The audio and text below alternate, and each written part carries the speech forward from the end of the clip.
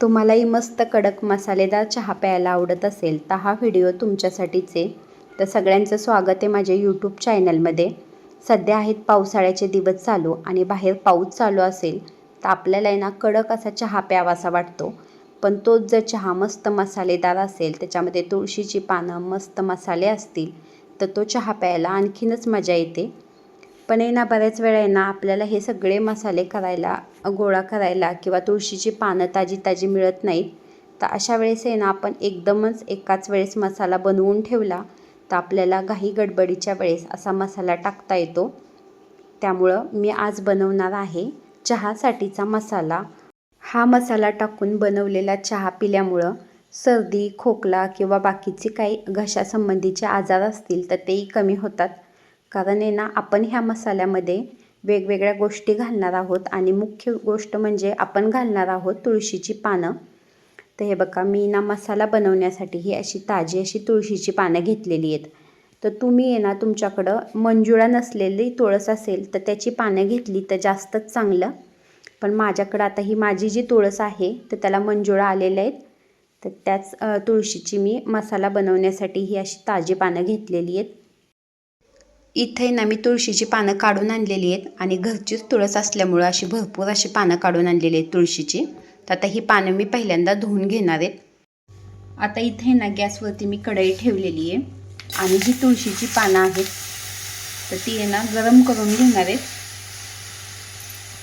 Gas मी कमीच ठेवलेला आहे आणि कमी गॅसवरती ना तुळशीची पानं छान अशी कडक करून घेणार आहेत मी. तुळशीची पानं अशी कडक करून घेतली म्हणजे ना त्यातला ओलसरपणा कमी होईल आणि चहाचा मसालाही भरपूर दिवस टिकेल. त्यामुळे आता ही कमी गॅसवरती मी ही तुळशीची पानं कडक करून घेणार आहेत.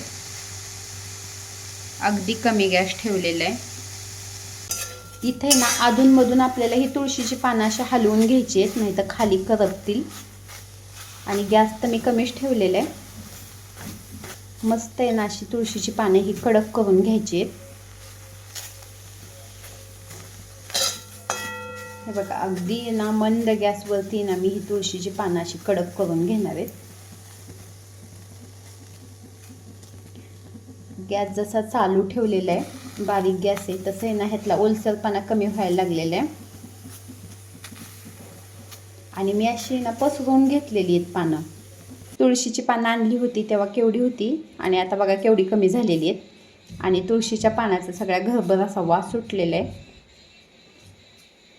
आता आहे ना ही तुळशीची पानं छान अशी कडक होत आहेत. अगदी बारीक गॅस आहे आणि आता ह्या बारीक गॅसवरती ही तुळशीची पानं छान अशी कडक होत आहेत.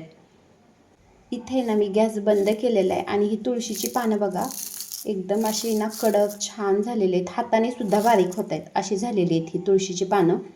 आणि कडक केल्यामुळे ना एकदम थोडी झालेली आहेत. एक ताटभर तुळशीची पानं होती तर आता एवढी झालेली आहेत. तर आता ना ही कढईमध्ये तुळशीची पानं मी काढून घेते. आता इथे ना मी चहाचा मसाला बनवण्यासाठी बाकीचा काही मसाला काढलेला आहे.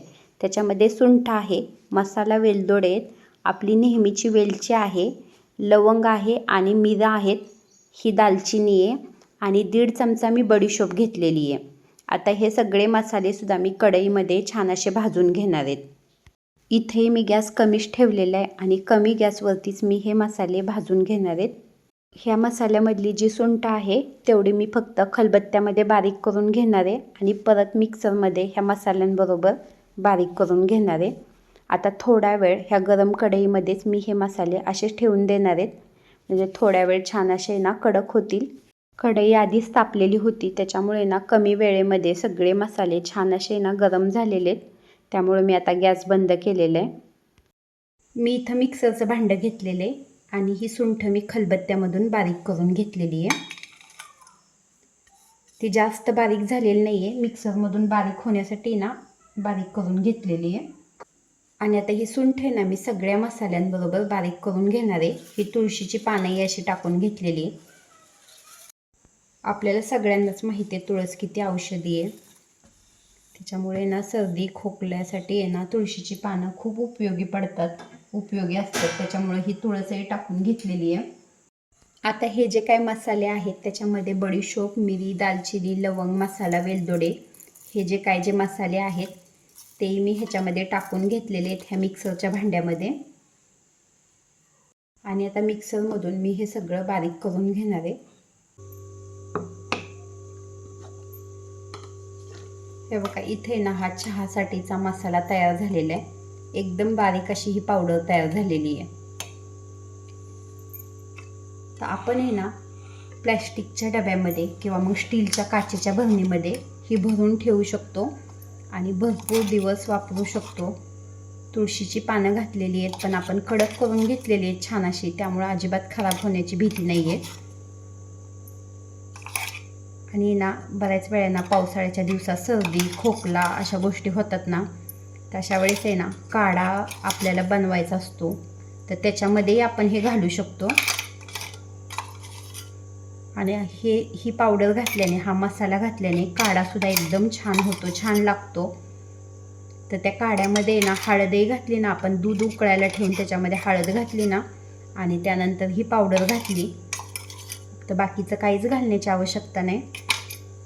इथे ना मस्त असा चहासाठीचा आपला मसाला तयार झालेला आहे घरच्या घरी. तर तुम्ही नक्की बनवून पहा. हे बघा असं आहे ना आपला चहासाठीचा हा मसाला तयार झालेला आहे अगदी घरच्या घरी.